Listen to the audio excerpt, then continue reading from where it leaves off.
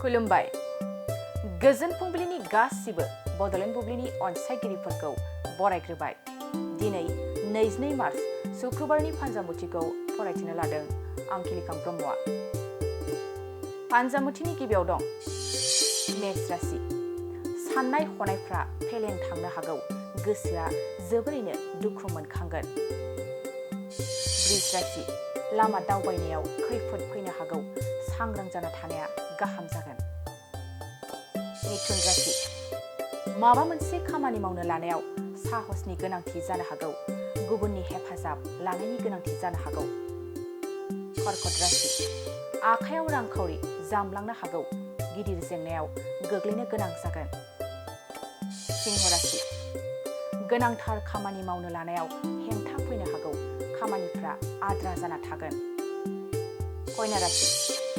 मोननो लुबैनाय बेसादखौ मोनफुंनाय नङा, दुखुनि सान जागोन। तुला राशि। मोजां मोनलायनायनि गेजेराव अनलायनाया बांगोन, गोजोन खुसियैनो समा बारलांगोन। वृश्चिक राशि। आद्रा जानानै थानाय खामानिखौ नोंथाङा मावफुंनो हागोन, खामानिया जाफुंसारनो हागौ। धनु राशि। नोंथांनि मोजांखौ नुनानै सुथुरा मेगन सानो हागौ, सुथुरा नोंथांखौ नाख्रेबनो नाजागोन। मकर राशि। बेफार फालांगि खालामनायाव खहा जानो हागौ, धोन दौलत जोबस्रांलांनो हागौ। कुम्भ राशि। नोंथांनि थांखिया जाफुंसारनो हागौ, न'खराव सान्थि फैगोन, मोजां सान जागोन। मीन राशि। हास्थायना थानायखौ मोनफुंनो हागौ, रंजा खुसियै समा बारलांगोन। दिनै सानसेनि राशि फरायथिनायाबो एसेनोसै। आसा खालामो नोंथांनि दिनैनि साना मोजाङै मोजां थांगोन, बेखौ बड'लेण्ड बुब्लि नखरनिफ्राय मिजिंथिबाय। गोजोन्थों।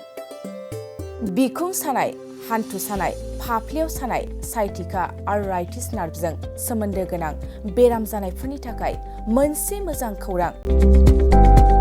बङाइगावआव थानाय यामाहा श'रुमनि साखाथियाव थानाय रेमेडिकस बरपारायाव फैगौ 19 खालार मंगलबार खालि डक्टर शम्भु कुमार सिंहआ फुंबिलिनि 10 रिंगानिफ्राय 5 रिंगासिम बेसेन नाङै सावस्रि सिबिथाइ बादायाव नुजाथिफैगोन। बेवहाय गाहायै बिखुं सानाय, हान्थु सानाय, फाफ्लियाव सानाय, साइटिका आर्थराइटिस नार्भजों सोमोन्दो गोनां बेराम आरो गासैबो रोखोमनि बेमारफोरखौ बेवहाय फाहामनाय जायो। रेबथुम एबा मुं थिसननो थाखाय 100 रां लानाय जागोन। गोबां मिथिनो थाखाय 9954341429 आरो 7002153489 बे नाम्बाराव सुलाद लानो हागोन।